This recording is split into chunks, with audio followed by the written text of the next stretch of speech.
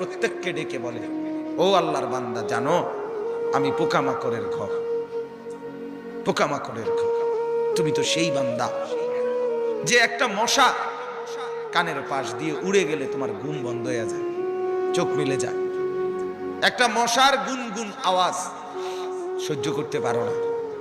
একবার কয়েল, একবার অ্যারোসোল, একবার মশারি, এরপরেও তুমি চাও যে একটা মশাও যেন আমার কানের কাছে গুনগুন না করে।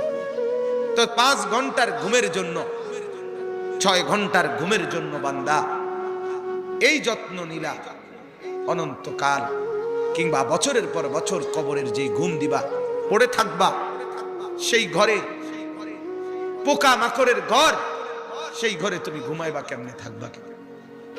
আমার বাপ, আমি থাকবো কিভাবে, আমি থাকবো কিভাবে বলে?